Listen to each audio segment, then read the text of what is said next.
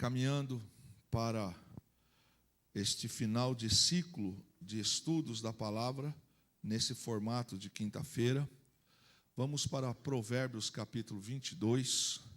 Estamos estudando esse texto. Hoje nós vamos caminhar para a continuação. Já é a terceira quinta-feira nesse capítulo. Os capítulos de Provérbios são um pouco longos, e nós estamos aqui procurando ser bem aqui didático para que a gente possa ter uma boa apresentação no sentido de compreensão da igreja em nome de Jesus. Você está sendo abençoado pela palavra? Amém. Graças a Deus. Tem fazido sentido na sua vida? Amém. Ok, vamos para o verso de número 16, que é onde nós, anterior a ele, que é o 15, que nós paramos, e hoje nós vamos para o verso de número 16, que é esse estudo do capítulo 22.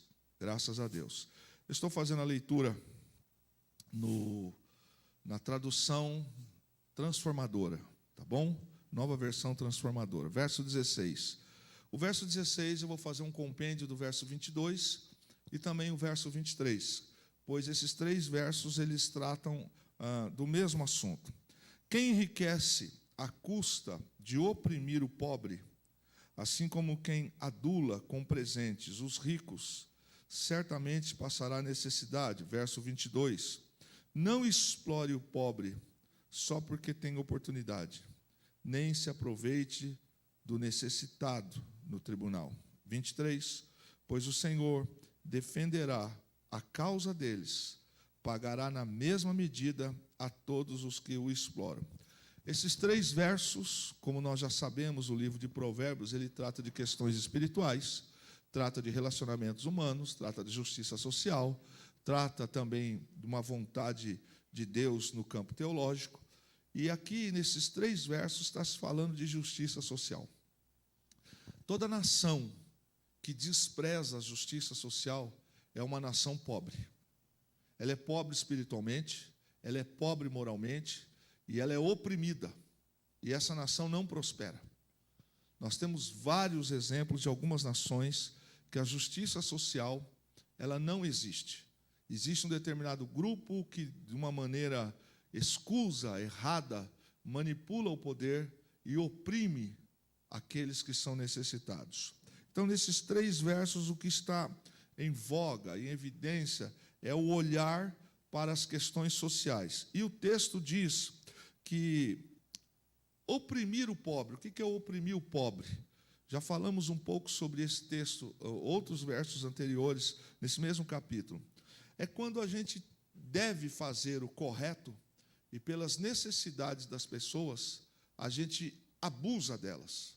Então, imagine que eu sei que uma pessoa está passando necessidades e eu preciso de um empregado ou de empregados na minha empresa. Como eu sei que elas estão passando necessidades, eu ofereço a elas um salário muito abaixo, porque eu sei que elas estão desesperadas, elas estão necessitadas. Eu sei que o que eu estou fazendo vai me trazer um lucro, mas eu estou aproveitando dessa situação. É como se, por exemplo, eu tivesse que capinar um terreno e o custo fosse, por exemplo, R$200, e alguém que trabalha com isso, e eu sei que ele está passando necessidades, e ele me procura e eu falo, eu te dou o terreno para limpar, mas eu só te pago R$90. Eu sei que aquele trabalho é pesado, que não vale aquilo, mas eu estou fazendo aquilo para me aproveitar da pessoa. Ou como alguém que está precisando de fazer um dinheiro, e eu ofereço a ela algo para ter vantagem, para que ela venda mais barato do que o normal. Não estou falando aqui de desconto, de um bom negócio, mas é no contexto de oprimir. O texto diz que quem age desse jeito, quem age com esse pensamento, ele saqueia dos pobres aquilo que Deus vai cobrar dele. E as consequências para esse tipo de gente é ruim. Pode um cristão que tem uma empresa deixar de fazer aquilo que a lei determina em relação aos seus empregados? Não é só o cristão, é para todos, mas principalmente para os cristãos. Se nós somos luz do mundo, nós precisamos dar o bom exemplo. Pessoas que agem, meus irmãos, com esse princípio, elas ajuntam tesouros aqui na terra. Mas os tesouros que elas ajuntam chamam-se tesouros de iniquidade. E segundo esses 3 versículos que nós lemos, a ira de Deus virá sobre essas pessoas. O Velho Testamento, e Jesus falou isso também muito no seu ministério terreno, Jesus fala muito do direito do órfão, do direito da viúva, para não perverter. O profeta Isaías repreende os juízes. O livro de Jeremias condena. Por quê? Porque houve uma inversão de valores. Para se ter vantagem, até a justiça passou a dar ganho de causa para quem tinha mais. Então, nós estamos olhando hoje para algumas coisas ao nosso redor e parece-me que é a aplicação disso, da inversão de valores. Nós encontramos todas as nações que pervertem o direito social do pobre. É uma nação empobrecida. É um grupo de pessoas que manipula, que faz, que acontece, mas que não ficam em paz e não ficarão impunes, segundo a palavra de Deus. Esses bens que são adquiridos com injustiça, segundo a palavra, vão se tornar causa de pobreza e de opressão. Então, existem pessoas que têm dinheiro, mas não têm paz, não têm felicidade, são oprimidas, porque tudo que elas fazem neste patamar de entendimento é num contexto de oprimir. E deixa eu dizer uma coisa para você, meu irmão. É muito ruim para um pastor, quando chegam notícias para ele, de que um dos seus no rebanho tem feito isso. Não fica bem. Não só não fica bem ética, que é uma das últimas consequências, mas aos olhos do Senhor. Como é que eu posso estar explorando o meu irmão e tendo uma vantagem, sabendo que a Bíblia condena que eu faça isso? E não interessa se a pessoa não é cristã. Ser honesto, ser íntegro, ser imparcial é para todos. É para todos. Mas quando se trata de alguém que diz que é conhecedor da palavra, pense bem, irmãos, pense bem.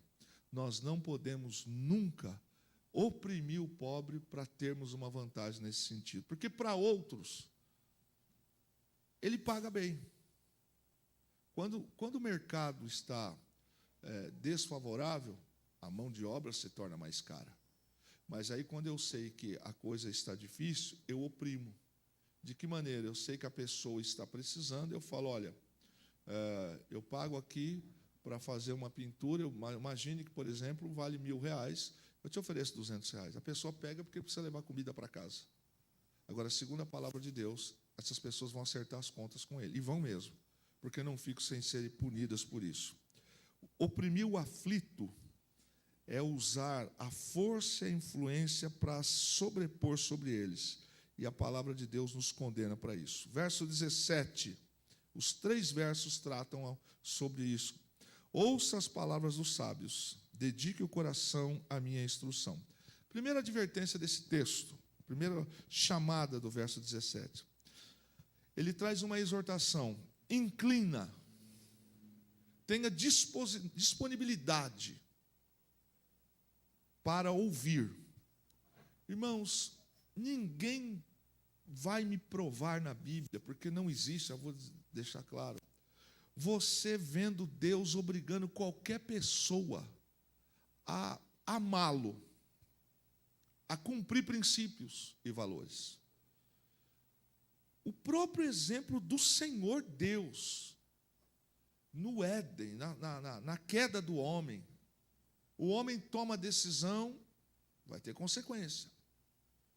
Caim, o próprio Deus fala com ele, olha, você tem o bem aqui e o mal aqui. O lado que você optar, esse vai dominar a tua vida. Mas você não vê Deus dizendo, faça aqui, pronto, e acabou, estala o dedo e acontece. Não. Há uma deliberalidade no nosso coração para fazer ou não fazer. Então, o que Salomão está dizendo aqui é, primeiro, disponha o teu coração para ouvir o que é bom. Ele continua, escuta as palavras dos sábios, dispõe teu coração ao meu conhecimento. Salomão está dizendo aqui, como porta-voz dos homens inteligentes, a sabedoria da tradição, porque o livro de Provérbios e o livro de ensinamento, ele é oriundo da tradição. As aplicações que são feitas no livro de Provérbios, ele se coloca aqui dizendo, olha, tudo que eu te ensino é fruto da experiência, da vivência de homens sábios. Então ele diz, olha, prepara o teu coração, dispõe o teu coração para você escutar estas palavras. Nós encontramos o livro de Juízes, os seus capítulos primeiros, dizendo em alguns momentos, e veio uma geração que não conheceu ao Senhor. E essa geração essas gerações pagaram um preço por isso. Uma das coisas que a gente tem encontrado hoje, vamos falar no mundo atual, é a forma como aquilo que foi aplicável, aquilo que foi sensato sobre moral, sobre ética, sobre valores, está sendo desperdiçado hoje. E está sendo caótico, está sendo ruim. Por quê? Porque nós estamos encontrando hoje povo que perdeu o valor.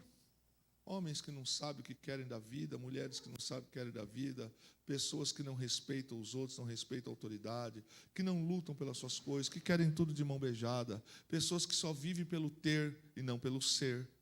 E o Salomão está dizendo para nós, escuta as palavras dos sábios. Mas o que a gente nota, muitas das vezes, é uma aversão a querer ouvir. É uma aversão. Por exemplo, prepotência. Prepotência é algo que toda pessoa prepotente está destinada a quebrar. Está destinada a ficar sozinha. Está destinada a não viver com alguém. Está destinada a sucumbir, porque ela é prepotente. E a Bíblia, por exemplo, no livro de Provérbios, fala sobre isso. Quantas das vezes nós encontramos na vida questões em que talvez eu seja bom nisso e outro seja não tão bom naquilo, no mesmo fato. E aí eu me sobreponho. Aí vem um conselho de um mais velho e fala assim, não fala assim, não faça isso. Faço, pronto, acabou. Ou seja, tudo que você sabe de valores na vida, tudo que os sábios entenderam, tudo aquilo que a palavra de Deus fala, essa pessoa não quer ouvir. E o Salomão está dizendo para o filho dele, escute, meu filho, eu me faço agora porta-voz da sabedoria dos homens. Escute, põe o teu coração para ouvir. Como é complicado, né, irmãos? Eu dizia uma vez para a Fernanda que na minha cabeça não faz sentido numa nação que leva o nome de cristã, seja ela dizendo evangélica ou católica, você ter uma delegacia de proteção ao idoso. Porque a violência contra o idoso é algo assim fora do normal. Não faz sentido isso. Se a Bíblia fala para honrar as cãs, se a Bíblia fala para honrar os pais, como que entra na nossa cabeça ter no Brasil, termos que ter delegacias especializadas para cuidar disso aqui? Como que faz sentido para nós ter uma delegacia de proteção à mulher? Não que não mereça, mas tamanha violência que tem tomado conta da nação, do mundo, melhor dizendo. E a gente encontra no livro, na palavra de Deus, um conselho de um professor para um aluno, no verso 17. Não escute apenas, ponha o teu coração nisso. Dedique a aceitar. E sabe, queridos, falando como pastor, no pastoreio, a gente encontra muito isso. Encontra muito ouvir e quase, por parte de alguns, zero de viver ou de obedecer. Então, às vezes, nós deparamos com ministrações, com ensinos, com cursos, com aconselhamentos, mas as pessoas não ouvem. Não é porque não tem ensino, não querem. Se algum assunto vai contra os meus interesses, eu procuro um outro lugar, desvio da pessoa, eu não quero mais estar envolvido com isso. Isso é o que a gente tem visto no pastoreio, né? Não apenas hoje, mas hoje está mais acentuado. E quando a palavra de Deus não fala isso para nós, ela fala, escute, dispõe o teu coração. Todos esses anos, por exemplo, nós estamos aqui fazendo culto de ensino da palavra. Todos os que passaram por aqui, os que estão nesta casa, tiveram e têm chance de ouvir. Eu vou falar, por exemplo, de duas classes, poderia dizer três, dos jovens, das mulheres e dos homens. Nós estamos tendo, por exemplo, na sala dos homens, assuntos pertinentes a homem, seja um homem solteiro, viúvo, divorciado ou casado, mas que nos traz uma orientação, em alguns momentos, confrontação para isso. Era para todos os homens da igreja estarem fazendo. Tem alguma coisa mais importante do que estar na casa do Senhor, meditar na palavra do Senhor? Já que domingo é o dia do Senhor, o que justifica? Vamos deixar esse assunto para outra hora. Mas a gente recebe essa palavra. A gente aplica? Bom, se eu não aplico, eu não posso dizer que o Senhor não aconselhou. Quando é que acontece um divórcio dentro de um casamento? Quando, Alex? Acontece quando dentro de uma relação a dois, marido e mulher, eu estou partindo do princípio cristão, a palavra de Deus não foi vivida. Não cabe incompatibilidade de gênero. A incompatibilidade de gênero é um termo técnico judicial que se achou no legislador para justificar quando um casal não mais consegue viver junto. Aí eu digo para você, e na vida cristã? Como é que se a Bíblia diz lá como deve se comportar um homem com a sua esposa, como pai, como marido, por que ele não faz? Se a Bíblia diz como deve se comportar uma esposa, uma mulher como esposa, como mãe, e ela não faz, não é falta de orientar. O que Salomão está dizendo aqui é, ponha o teu coração. Aí, às vezes, chegam algumas situações que a gente olha e fala assim, mas os princípios não estavam sendo vividos. Deu abertura para o diabo trabalhar mesmo. Então, ouvir não significa, muitas das vezes, que as pessoas vão praticar, que vão fazer. Quantas vezes nós estamos dizendo, olha, para com isso não é correto. Aí a pessoa não gosta do que ouviu, vai no presbítero Fábio perguntar o que ele pensa. Aí o Fábio falou uma coisa, vai no pastor Luiz para perguntar. Aí vai na Terezinha, depois vai na Fernanda, depois vai no Alex, depois vai na Cida, depois vai no Aguinaldo. Porque ela quer ouvir o que ela quer ouvir. Até a hora que alguém fale para ela aquilo que massageia o ego dela. É isso mesmo. O que Salomão está dizendo, olha, filho, a sabedoria está liberada, é você que escolhe. Se ouve ou não. Verso 18. Porque é bom guardar no coração esses ditados e tê-los sempre na ponta da língua. O que Salomão está dizendo aqui no versículo 18 é, mantenha no teu coração e memorize. Porque quando vier a necessidade, uma vez que você tenha isso no coração, a palavra, memorizado, isso vai fazer diferença no dia da luta, no dia da tentação, no dia da aflição. Quero fazer aqui uma experiência agora. Fabinho, vai pensando. Theo também. Aguinaldo, fala para mim um verso que é algo que você traz. Eu sei que a Bíblia é por completo. Um verso que te norteia. Você pode determinar um? Boa. Fernanda, um verso que norteia a tua vida. Ok. João 3,16. Fabinho, tem algum versículo que te norteia? Oh, glória a futuras, presta atenção, hein? Já sabe. Theo, um versículo que te norteia. Boa também. Eu vi num ambiente que lida com as mazelas da sociedade. E aonde tem aplicação de justiça é um ambiente favorável para ter injustiça, de algumas maneiras que você pode imaginar.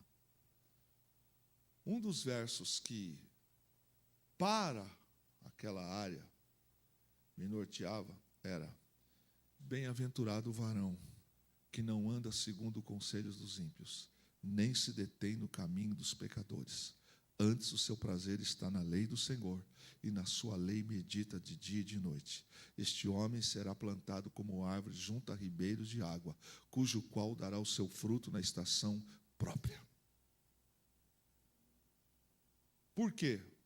Porque haverá momentos na nossa vida em que vai vir uma tentação ou tentações, em que pode vir uma luta.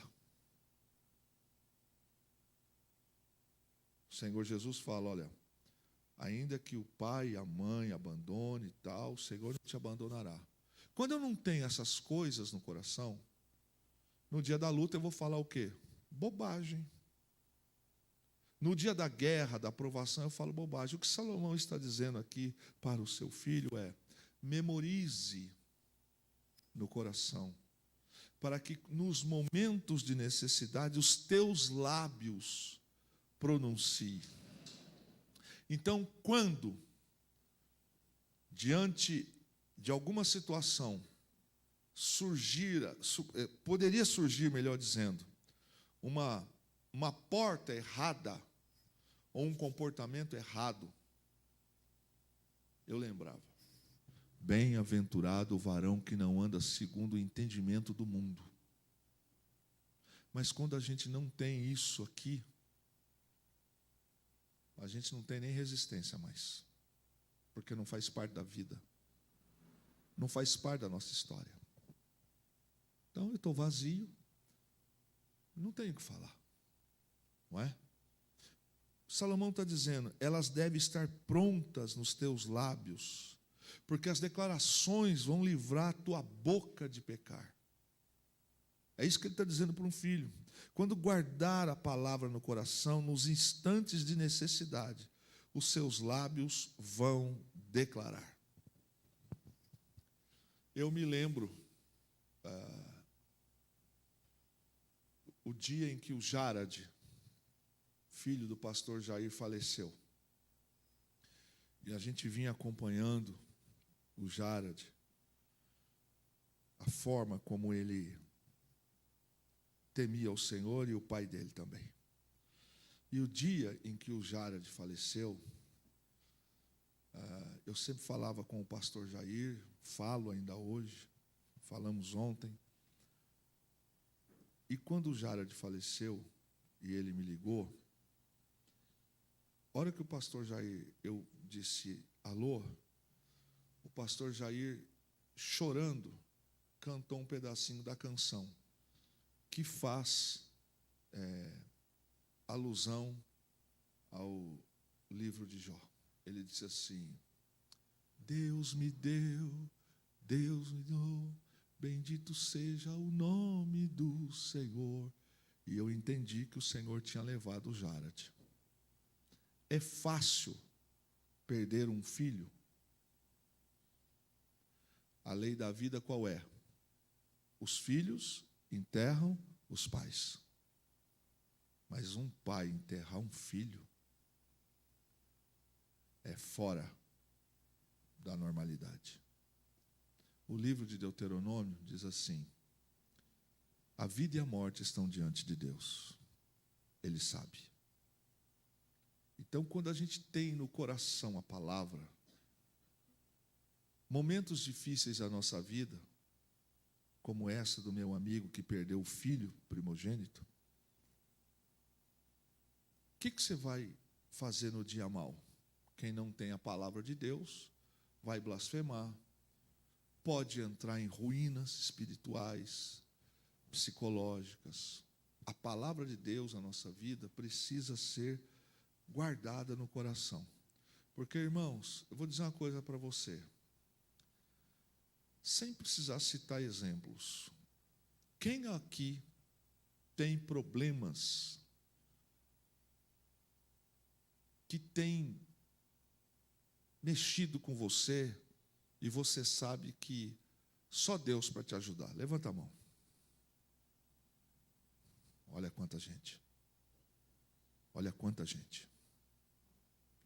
Se não for a fé e não for a trazer a palavra à existência, como diz Salomão, no dia da guerra, no dia do luto, no dia da dor, no dia da tribulação, a gente vai pecar. Verso 19: hoje eu as ensino a você para que confie no Senhor. O que ele está dizendo? Você precisa aprender, trazer isso para a tua vida, a confiar no Senhor, porque quando você traz isso, dizia ele, você vai viver experiências que Deus vai te trazer, a ponto que a tua fé vai aumentar. Eu sei de alguns trechos, de algumas histórias de alguns de vocês, mas quantos aqui já se sentiram traídos, abandonados, passaram por lutas, tribulações, choro, decepções, talvez a depressão chegou ou tentou, mas você trouxe a palavra de Deus e passou. Tem alguém aqui assim essa noite? Que o inimigo disse: mato, destruo, mas você trouxe a palavra aqui, ó. Trouxe a palavra. E isso te fez vencer aquelas guerras. E você hoje tem um olhar de Deus diferente. Assim, olha. Aquele que fez, é aquele que faz, é aquele que fará. Sim ou não? Versos 20 e 21. Escrevi para você esses 30 ditados, cheios de conselho e conhecimento. Assim você saberá a verdade e transmitirá um relato preciso àqueles que o enviaram. O que Salomão está dizendo aqui? Que esses textos são conselhos que ele trouxe dos sábios, da própria sabedoria de Deus para a vida dele, que é um transcorrer de tempo. E o texto diz ainda que esses conselhos, eles foram transformados em provérbios, através de frases curtas, que trazem uma verdade embutida nisso. Então, quando ele está falando para o seu filho, olha, isso veio de geração em geração, e hoje isso aqui está de uma forma em compêndio, não está mais só numa forma verbal. Hoje o que a gente tem aqui é uma forma escrita, é uma forma condensada para que a gente tenha acesso. Mas, só para a gente entender, quem aqui se lembra de conselhos da avó? Conselhos do vô? Que não estava escrito em lugar nenhum, mas eram verdades, eram valores. O que Salomão está dizendo para o seu filho aqui é o seguinte, olha, preste atenção. Esses textos você não precisa mais ficar buscando por aí. Eu já deixei pronto a você. A quem se aplica esses textos também? Se aplica para nós nos dias de hoje, irmãos. Se é o Espírito Santo, e é o Espírito Santo que trabalhou na vida de Salomão, e Deus o encheu de sabedoria, hoje, quando nós estamos estudando esse texto, como os demais, mas falando agora desse, em qual condição nós estamos aqui? De aluno. Do Senhor que deixou esses ensinamentos para nós, e nós estamos trazendo ele para a nossa vida. Então, o que ele está orientando o seu filho aqui, é que esses conselhos não precisam mais serem buscados como que na tradição oral, mas eles já estão liberados para nós. Por exemplo, eu gosto de... Hoje eu tenho clareza das coisas, um pouco. Mas eu era menino, e eu ouvia meu pai dizer assim, a Bíblia é tão perfeita que ensina a fazer bolo. Eu falava, mas como que é possível isso? E tem. E tem. A Bíblia, ela é completa. Vou um pouco mais além. Hoje, no nosso país, e boa parte do mundo, ainda tem alguns lugares, tribos que não têm. Nós temos a Bíblia escrita, temos a Bíblia para quem é cego, em braille. Nós temos a Bíblia oral, ou seja, gravada para a pessoa poder escutar, meditar. Aonde nós queremos chegar é que hoje, para uma geração como a nossa, falando agora para remidos, não cabe a gente cometer algumas gafes, alguns erros, alegando que eu não sabia. Porque tem escola bíblica, tem culto de ensino, tem culto, tem líderes, tem pastor, tem livros, tem o próprio livro de Provérbios. Se você pegar do capítulo 1 ao último dele, fala para o jovem como ele deve se comportar em relação à vida promíscua. Fala como uma mulher não deve ser. Ensina como um homem não pode ser. Então, hoje, nós só erramos porque queremos.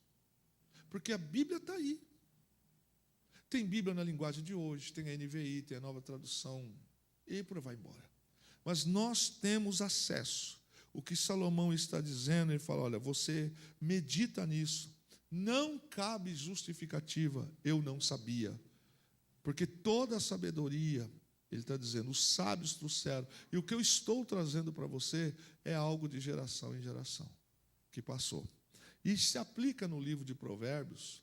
Por isso que o texto não é só uma questão daquilo que a Salomão o Senhor falou. Salomão traz muita sabedoria de outras culturas, que não tem nada de errado, não tem nada herético nisso.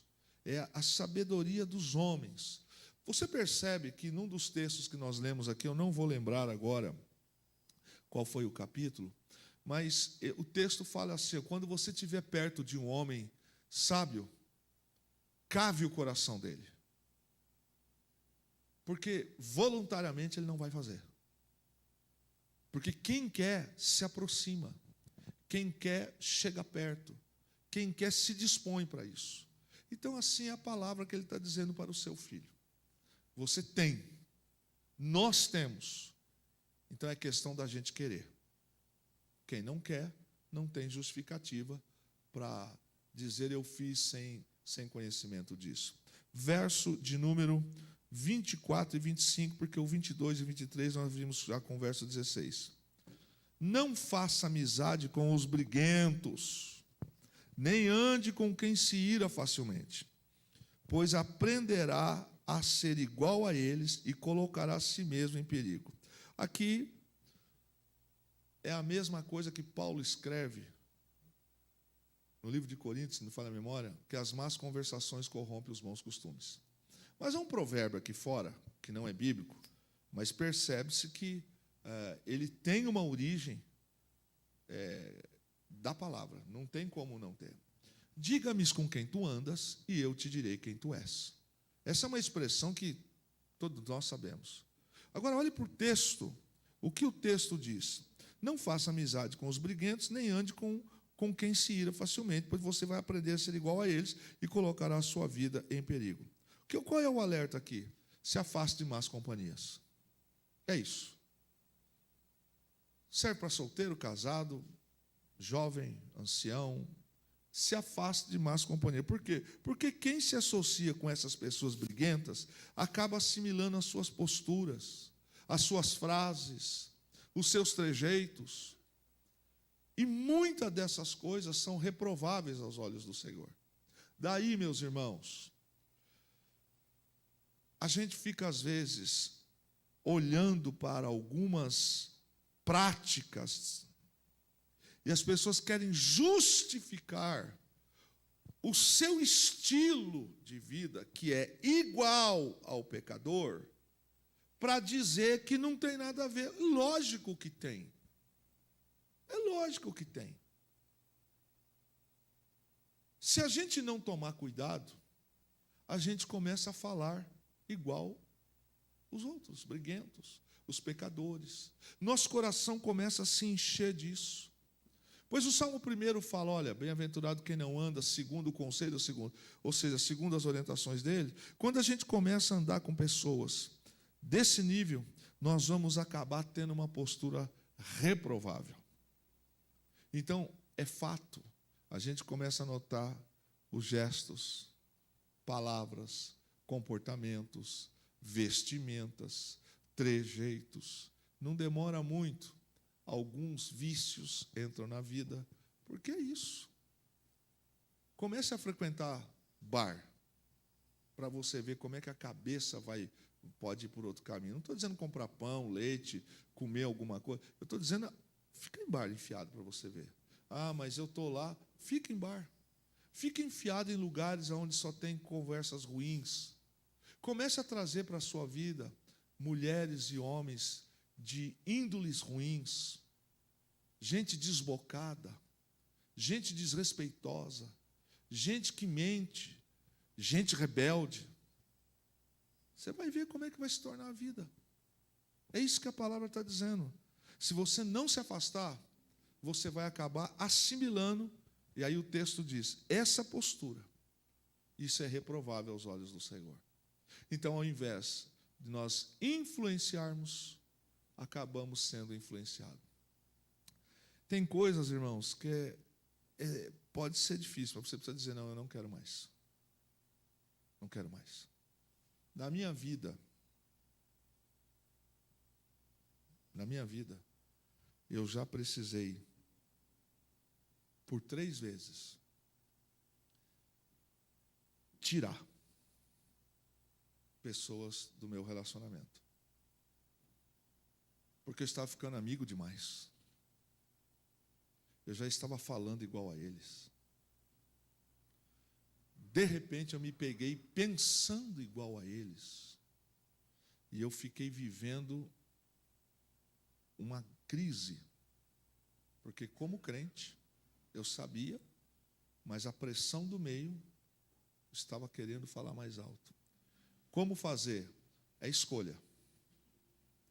Deixa eu te dizer uma coisa, irmãos. Às vezes até no sangue,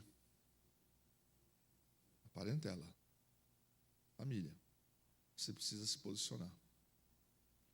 Se a sua casa é um pedaço do céu, uma casa santificada, por que você tem que aceitar algumas coisas lá? Tem hora que você precisa se posicionar. E é isso. Porque senão, meu irmão, vai chegar uma hora que as pessoas vão olhar frases que eu já ouvi. Fulano é da sua igreja? Mas como é que você não faz e ele faz?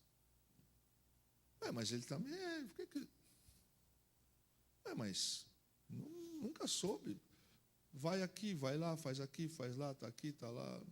Aonde você entende como algumas coisas se tornam maus exemplos? E o que a palavra está nos orientando aqui é se afastar. Aquela usa o termo briguento. Lógico que está se tratando aqui de gente ímpia, gente iníqua. Porque não cabe, irmãos. Vou usar um termo aqui. Crente de sanguinho quente não é crente, não. Gente tempestuosa não é convertida, não. Não é, não. Gente que qualquer coisa explode, xinga, quebra, joga, não é convertido, não. Aí a gente precisa rever algumas coisas. E o que o texto está dizendo é isso. Se afaste. Se você não se afastar, você vai trazer. Quem aqui já educou filhos meninos? Levante as mãos. Mamães, vocês se lembram dos primeiros palavrões que chegaram em casa? Nem sabia o que estavam falando. Uma vez eu cheguei em casa, bobão de tudo, e fiz aquele gesto, vai tomar no copo. Ah, mas eu tomei. Eu nem sabia o que os gestos, mas todo mundo fazia na escola, eu cheguei em casa e fiz também. Adivinha? Mas só o olhar do Flauzinão já gelava, gente. A mãe era borrachada. Queridos, se a gente não trata dessas coisas, a gente vai perdendo a santidade. Eu não quero ofender ninguém aqui, mas você percebe que hoje tem dificuldade até de algumas pessoas a entender que o ambiente de igreja é um ambiente santo? com todo o respeito, será que precisa vir vestido de algumas formas na igreja? Porque se tornou tão parceiro do mundo que o incrédulo, tudo bem. Mas a gente perdeu até a noção, né, um pouco, né, do que é a igreja, né? Algumas pessoas perderam a noção. Está tão acostumado a ir para uma aula, levar um celular, estar num lugar, estar falando alto, xingando, etc., se vestir de alguma forma. Às vezes eu olho alguns velórios que a gente precisa ir, eu fico olhando, meu Deus do céu, essa moça, acho que ela pensou que ela está indo no... Porque é um velório, gente. É um ambiente de gente que está em luto, está em tristeza. Mas esta associação é perigosa. Porque às vezes a gente começa a ter dificuldade até de entender, guarda o teu pé quando entrar na casa do Senhor. A gente começa a perder o temor do que fala, do que faz, do que anda vivendo. Porque a gente está tão lado a lado que a gente acha que estar com uma roupa de saída de praia, saída de piscina, também cabe dentro de uma igreja. A gente perdeu esse entendimento de altar, de culto, porque estamos andando mas tão, não é sem razão que Paulo escreve, né? Por causa disso, não discernindo o corpo e o sangue do Senhor, há muitos fracos, não poucos que dormem, porque se perdeu tanto nesta associação que não faz diferença mais. Aqui briguento, óbvio, fala de gente violenta, fala de gente dado a espírito de contenda, gente que por tudo briga. E isso para o cristão não é prática. Por isso que a gente precisa pensar. Se algumas coisas estão tendo influência, corta agora. Versos 26 e 27. Não se comprometa a garantir dívida de outro, nem aceite servir de fiador. Se você não tiver como pagar a dívida, até a cama em que dorme será tomada. Mais uma vez, o livro de Provérbios vem trazer um alerta. Cuidado para você não trazer para a sua vida uma luta que você não vai vencer. Porque até tua casa, até tua cama, até o teu sustento pode ser tirado. O que ele está dizendo é que existe muita gente boa, e eu quero aqui declarar isso aí. Tem muita gente boa que está com o coração aberto, e por causa disso tem muita gente mal intencionada que vai se aproveitar disso. Então, ser fiador aqui, quero abrir 2 pontos para trazer um exemplo. Quem aqui já leu o contrato quando assinou com o banco? Quem já leu o contrato? A Fernanda não lê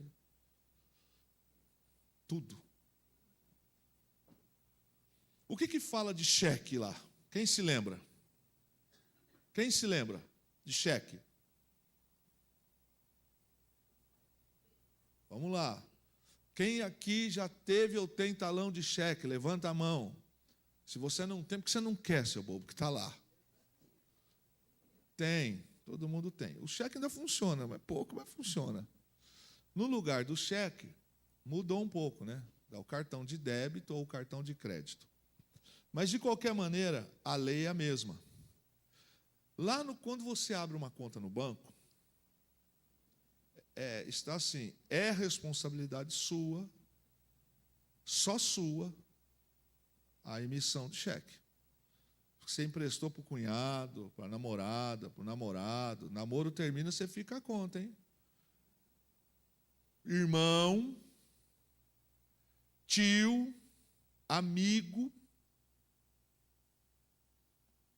Quando eu empresto o meu cartão de crédito, quando eu empresto o meu cheque para alguém, com a minha senha ou com a minha assinatura, o banco entende se para quem eu emprestei não pagar, ele vai entender? De quem é a responsabilidade? Você já pagou conta dos outros? Tem mais gente que eu sei. Eu sei. Fica que você... Pois bem, o que o texto está nos trazendo de alerta? E eu entendo, viu, querido? Eu entendo. Você precisa prestar atenção. Porque ser coraçãozão grande, não dá para reclamar. Viu, tia Jacira? Digamos que é o caso aí do pastor Luiz, que tem um cartão de crédito de R$150 mil. Não era para falar, mas eu falei. Eu falei, né? Mas eu vou lá e falo, pastor Luiz, presta para mim o cartão, preciso fazer uma viagem aí, parcelar, e o meu limite do meu cartão, ele é 10 mil, 15 mil, 2, mas eu vou te pagar. Ele emprestou? Passou? Se eu morrer, não tem como receber mais. Todo o livro de Provérbios, desde o começo, a gente está vendo isso. Onde onde a palavra quer dizer? O pai dizia assim, tem gente que perde o amigo e perde o dinheiro. Porque quem a gente empresta cheque, quem a gente é fiador, quem a gente empresta o cartão de crédito, o cartão de débito, nunca é para o inimigo. É sempre para o amigo. É sempre para o brother. É sempre para o bacana. A gente está aprendendo, já relembrou. Pense bem, você tem como suprir a necessidade se ele não pagar? Não tem, então não faça. Porque se você fizer, ele não pagar, você vai ter que pagar. Assinou, já era. A lei de fianças no Brasil está um pouco desatualizada, mas se ela não mudou, a lei de fiança diz assim, quando eu aceito ser fiador de alguém, digamos que eu tenho uma casa, não há autorização legal para uma desapropriação da minha casa para pagar uma dívida. Então, o judiciário não vai nos colocar na rua porque eu estou devendo numa loja, não. De alguma maneira nós vamos ter que pagar. Mas colocar na rua, perder a casa, isso não existe. Qual é a única causa que no Brasil existe para perder o bem, ainda que seja único? A lei de fiança. Então, se você aceita ser fiador de alguém e deu a tua casa, o teu terreno ou o teu carro, você vai perder se ele não pagar. Ah, mas a lei não diz não. No caso, você assumiu o risco caso ele não pague. Então, entenda. Alguém deve um negócio aqui, não tem como pagar, se apertou, não sei o quê, o credor vai vir, vai processar, vai fazer, mas não vai te botar na rua, porque você não tem como pagar. Vai te bloquear, vai no Banco Central, toda vez, de alguma maneira, você não vai ter nada no nome, enfim. Mas a casa que você mora, que você dorme com a sua família, não tira. Mas aceitou ser fiador. Opa, mas é a única casa que ele tem. Pois é, mas ele assinou o contrato. Ele aceitou, ele colocou-se no risco para isso. E a Bíblia, quem diria, não? Até isso nos orienta. Então, eu já ouvi histórias na vida, e já passei por isso, aqui tem vítima disso, de emprestar cartão, de emprestar dinheiro, de emprestar indenização de trabalho, e adivinha? Não pagou. Quem ficou com a conta? Joe. E não tem para quem chorar. Então, quando você tiver que fazer alguma coisa nesse sentido, lembre-se do que a palavra de Deus está orientando. Olha, cada um de nós está ciente daquilo que a palavra nos orienta. Então, se a gente escolher por esse caminho de ser fiador, então você precisa estar ciente que dentro do risco que você se colocou, você não terá escapatória caso o fulano não pague. A igreja entendeu? Para quem que a gente empresta o carro?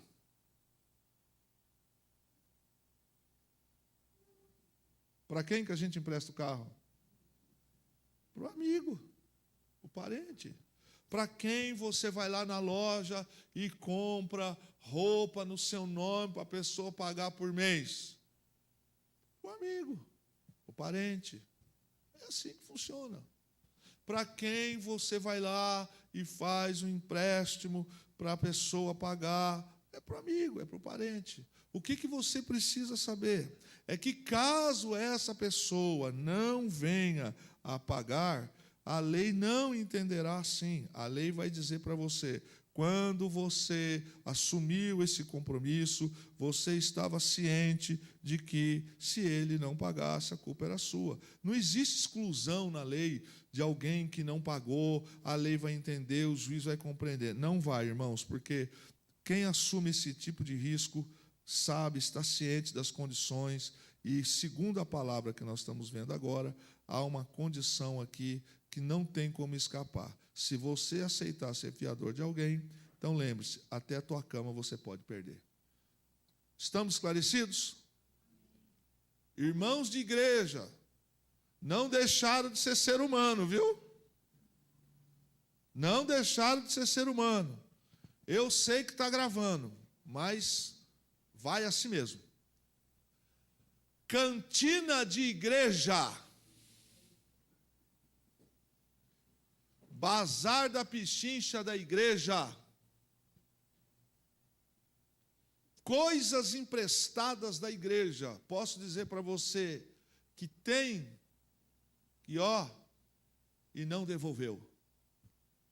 Porque não foi feito cautela, não foi feito documento, foi pá. Então, eu não sei, aliás, eu sei, como é que a pessoa consegue dormir sabendo que ela comeu, né, R$1.000 na cantina da igreja e agora disse: eu não tenho como pagar. Você acha que isso é impossível? Foi lá e comprou, etc. e tal. Então, meu irmão, abra os teus olhos, abra o teu ouvido e vou dizer uma coisa para você: crente não é caloteiro, tá bom? O que a gente deve fazer? Procure os teus devedores, negocie as tuas dívidas, pague do jeito que você puder, mas não dê mau testemunho, para que essa porta também não se feche para você. Não faça isso. Já passei por isso, já precisei emprestar. Cheguei para os meus devedores e disse: mudou as coisas, saiu fora do contexto, perdi o outro emprego, eu te devo tanto, a minha prestação é X, eu posso te pagar em tanto, e você põe juros, foi perfeito, mas não deixe de cumprir com o seu papel. Verso 28, não mude de lugar os antigos marcadores de divisa estabelecidos pelas gerações anteriores. O que esse texto quer dizer? Que os marcos, antigamente, as divisas, eram tão importantes no mundo antigo porque elas delimitavam, por exemplo, território. Por isso aqui é herança de fulano, isso aqui é herança de ciclano. Hoje nem tanto, mas há um Brasil atrás, tinha nas divisas de fazenda, tinha sempre um marco lá, aqui termina a fazenda de fulano e aqui termina de ciclano. E não poucos casos, brigas de alguém, pessoas que iam lá, retiravam aqueles marcos e avançavam para dizer: não, o marco sempre foi aqui. Então, no primeiro contexto, esse texto está dizendo, no olhar de você não subtrair, não tirar aquilo que já está estabelecido. Mas ele também, esse texto, ele fala aqui conosco uma recomendação a respeito de valores, de acordos. Fala de coisas que nós não deveríamos de ter tirado. Então, quando se fala não retire os marcos, isso quer dizer que eles foram colocados ali para não serem destruídos. Então, aplicando isso no nosso campo espiritual, não substitua os valores e princípios da fé. Então, por que agora um grupo de pessoas quer mudar aquilo que Deus criou, eu vou deixar de fazer aquilo que é certo para mudar esse marco? Não faça isso. Quando se fala não remova os marcos, está se tratando, primeiro vamos lembrar, justiça social. Aquilo que é para cá, para cá. Irmão, se você fizer um estudo, você vai descobrir que já houve muitas mortes no Brasil por causa disso que eu estou falando para você. Porque fulano, enquanto estava vivo, o marco da fazenda era aqui. Aí fulano morreu, veio o fulano, colocou para cá, enfim, essas coisas. O primeiro contexto tem a ver com isso. O segundo contexto tem a ver com aqueles acordos, aquelas coisas que já são estabelecidas e não se pode mexer. Independente dos anos, independente do tempo, não se mexe com isso. Mas trazendo agora para o campo espiritual. Hoje nós encontramos um tempo em que há uma resistência ilegal à autoridade das coisas divinas. Acabamos de ver, esse final de semana, alguém querendo dizer que o preceito bíblico não presta. E já não são poucos ou poucas algumas instituições dizendo-se religiosas e até algumas pseudo-cristãs que estão pegando os textos bíblicos e fazendo assim, ó. Pode. Que às vezes interessa número. Então, hoje nós estamos vivendo uma geração que ela tem uma resistência ilegal àquelas autoridades das determinações divinas que o Senhor determinou. E essa geração de agora, ela se caracteriza por querer retirar marco. É uma geração impaciente à restrição. Vou te dar um exemplo. Quem aqui usou guarda-pó, uniforme na escola quando era criança? Quem deixou de estudar, de aprender, se sentiu menor, incapaz, porque teve que usar uniforme? Eu já tive que usar guarda-pó daqueles brancos, tergal, nem sei se ainda tem tergal no dia de hoje. Mas, irmão, aquilo era quente para chuchu. E tinha que usar um guarda-pó branco até aqui. Calça azul, camisa branca, tênis azul, etc. Sempre foi assim. Sempre foi assim. Sempre as regras estavam lá. E naquele tempo, olhando por uma questão de segurança, quando você via alguém uniformizado, você sabia se fulano é da escola tal, fulano da escola tal, fulano tal, tal. De repente, tirou isso. E aí eu escuto alguns absurdos, né? Meninas que vão para a escola do tal de, como é que fala? Croft, sei lá o que é o trem. Outras que vão só com sutiã, um negocinho por cima, shortinho. Como se a escola fosse um lugar para isso. E aí vem as guerras. Alunos que entram em confronto com o professor porque querem ficar com o celular na hora da aula e perturbando a vida dos outros. Marcos que são tirados. A gente tem visto uma sociedade que é impaciente à restrição. Não pode, não. Não pode por quê? Eu vou fazer. E aí, meu irmão, você está vendo onde as coisas estão chegando. Uma independência obstinada de espírito. São pessoas que estão totalmente obstinadas. Abra sua Bíblia, 2 Timóteo, capítulo 3, verso 1 ao verso 7, eu vou ganhar tempo com você. Saiba disto, nos últimos dias sobrevirão tempos terríveis. Os homens serão egoístas, avarentos, presunçosos, arrogantes, blasfemos, desobedientes aos pais, ingratos, ímpios, sem amor pela família, irreconciliáveis, caluniadores, sem domínio próprio, cruéis, inimigos do bem, traidores, precipitados, soberbos, mais amantes dos prazeres do que amigos de Deus, tendo aparência de piedade, mas negando o seu poder. Afastem-se também destes. São esses os que se introduzem pelas casas e conquistam mulherzinhas sobrecarregadas de pecados, as quais se deixam levar por toda espécie de desejos.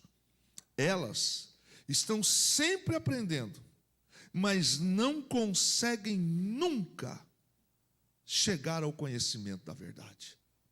Capítulo 4, ainda em 2 Timóteo, versos 3 e verso 4. Pois virá o tempo em que as pessoas já não escutarão o ensino verdadeiro, seguirão os próprios desejos e buscarão mestres que lhes digam apenas aquilo que agrada a seus ouvidos.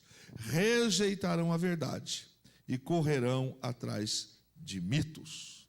É o que o texto de Provérbios nos fala e é o que Paulo, nas cartas pastorais, escreve dizendo. Uma pergunta simples: esse tempo está acontecendo hoje? Sim ou não? Sim. Falou que não pode, quebra tudo. Não é assim? Está rodando um vídeo nas redes sociais de uma menina de uns 14, 15 anos dando um show porque a mãe não quer lhe dar um iPhone 15 e lhe deu um iPhone 13. Quem não viu vai ver, porque está virando febre. O show que ela dá numa rodoviária é o mundo, é a palavra. Já faltou autoridade paterna há muito tempo, porque se é com a minha mãe, neném, você não, você estava com o pandeiro, mas é o texto, é a palavra. Verso 29, você já viu alguém muito competente no que faz? Ele servirá reis em vez de trabalhar para a gente comum. O que esse ditado quer dizer para nós? Ele quer dizer o seguinte, que há espaço na vida, a gente precisa entender que precisamos ser bom naquilo que fazemos. Quem é bom em muita coisa não é bom em quase nada, ou praticamente nada. Mas naquilo que nós somos especialistas, nós devemos ser bons. Se você é um bom cozinheiro, vai ter espaço para você. Se você é um bom professor, vai ter espaço para você. Ninguém precisa ser bom em tudo para se destacar, mas naquilo que a gente sabe fazer e deve fazer, a gente precisa ser muito bom, porque portas se abrirão. O rei, o termo que ele usa, porque ele está na mente lá. Ele diz, olha, naquilo que você é bom, naquilo que você sabe fazer, você vai servir a reis. Qual é a lição? Seja o que você faz, seja bom, tenha excelência no que se faz. Não te faltará oportunidade. Então, quem quer ser bom em diversas coisas, tem uma tendência de deixar falhas. Mas seja uma pessoa de excelência. E aqui está falando de vida pessoal, vida terrena. Mas eu posso aplicar isso aqui também para a minha vida ministerial. Seja um excelente.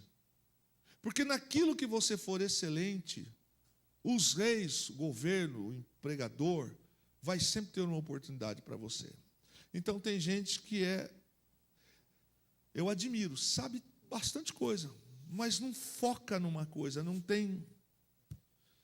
Pense bem, um bom pedreiro fica parado? Mas nunca. Um bom marceneiro fica parado? Nunca. Porque ele sabe fazer, ele tem preço justo, ele se equiparou, ele tem administração, ele tem gestão, ele sabe fazer. Um bom azulejista, estou precisando, hein? Não vai ficar parado. Um bom mecânico, um bom funileiro, um bom carpinteiro, um bom professor de inglês, um bom professor de finanças, naquilo que você faz. Vou dar um exemplo. Quem aqui já pegou um Uber top que te surpreendeu? Alguém já viu alguma coisa diferente? O que você viu, Fê? O que você viu, Fernanda? Oh, aleluia.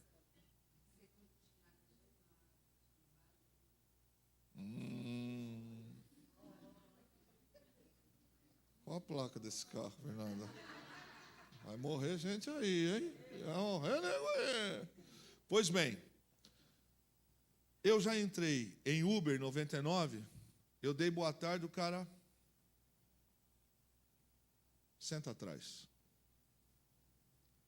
Carro sujo, fedendo suor, carro mal conservado, Se você precisasse contratar um cara para te buscar toda semana no emprego, teu filho na escola, quem você contrataria?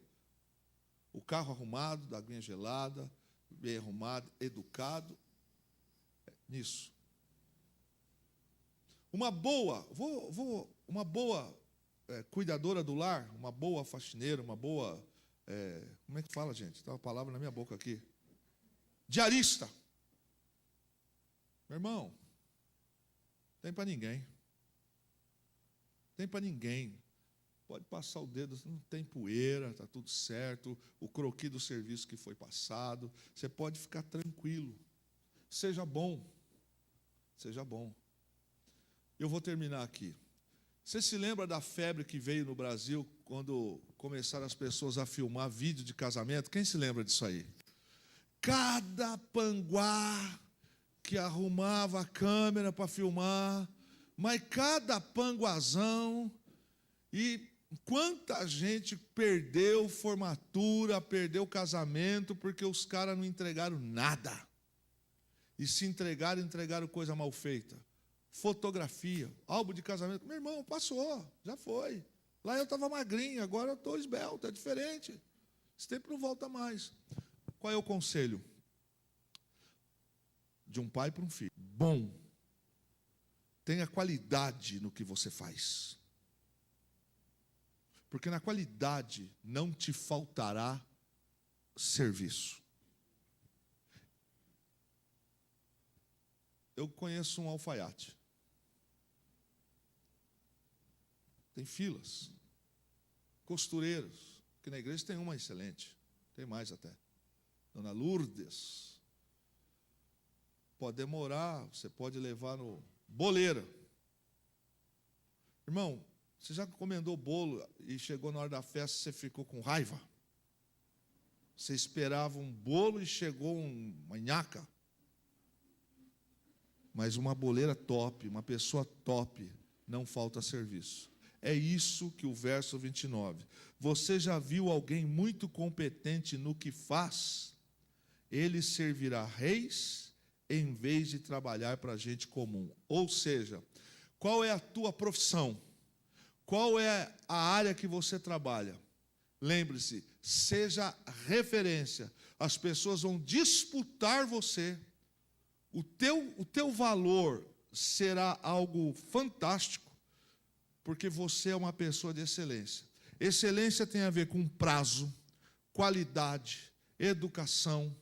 Como é horrível, pastor Luiz, o senhor levar um carro, o camarada fala, eu te entrego em 10 dias, já faz 20 e não entregou.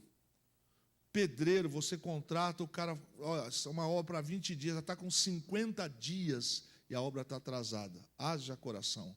Pintor, irmão, cada história que eu tenho. Deixa eu te dizer os piores. Está gravando, eu não posso fazer propaganda agora contra nós mesmos, né? São esses aí. Todos não. As pessoas precisam entender, aqui na palavra, seja excelente no que você faz, porque Deus vai te abençoar. Vamos ficar em pé.